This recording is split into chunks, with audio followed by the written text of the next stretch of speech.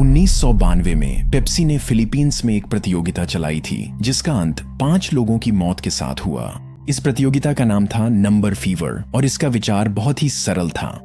हर शाम समाचार में एक विजेता नंबर बताया जाता था। कल का विजेता नंबर है 373। और अगर आपके पास उस नंबर वाला पेप्सी बोतल का ढक्कन होता तो आप 1 मिलियन पेसो जीत जाते। अब 1992 में 1 मिलियन पेसो औसत फिलिपिनो के लिए जीवन बदल देने वाली रकम थी, इसलिए यह प्रतियोगिता बहुत लोकप्रिय हो गई। क्या आप अगले करोड़पति बनेंगे? परिवार अपने घरों में पेप्सी के बोतल के ढक्कन जमा करके रखते थे।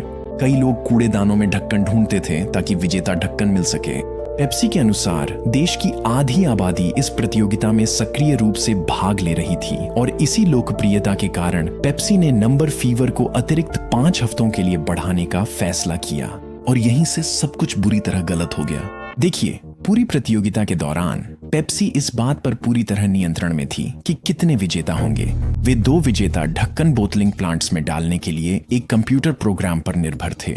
2 विजेता ढक्कनों का मतलब था कि केवल 2 ही विजेता हो सकते थे और पेप्सी अपने बजट के भीतर रहती। लेकिन जब उन्होंने प्रतियोगिता को बढ़ाया तो कुछ गड़बड़ हो गई।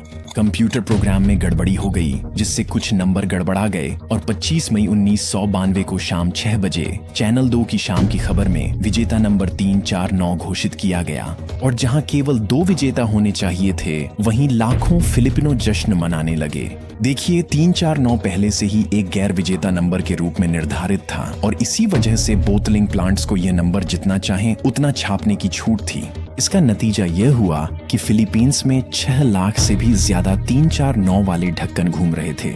349 इतना आम ढक्कन था कि कई लोगों के पास एक से ज्यादा थे। उस रात सड़कों पर जश्न का माहौल पागलपन की हद तक पहुंच गया। सभी को लगा कि वे अब अमीर हो गए हैं और आखिरकार पैसों की चिंता छोड़ सकते हैं। सैकड़ों लोग अपने विजेता ढक्कनों के साथ पेप्सी फैक्ट्री की ओर दौड़ पड़े। जल्द ही फैक्ट्री को बंद करना पड़ा और पुलिस द्वारा सुरक्षा में ले लिया गया। कंपनी को जल्दी ही एहसास हो गया कि उनसे बहुत बड़ी गलती हो गई है।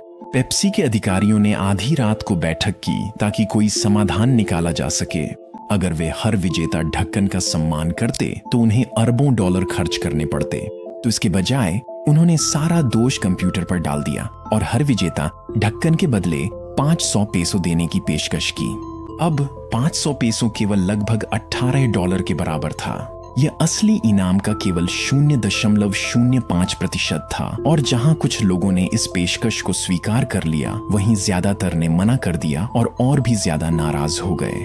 उन्हें किसी कंप्यूटर की गलती से कोई फर्क नहीं पड़ता था। पेप्सी एक बहु-अरब डॉलर की कंपनी थी।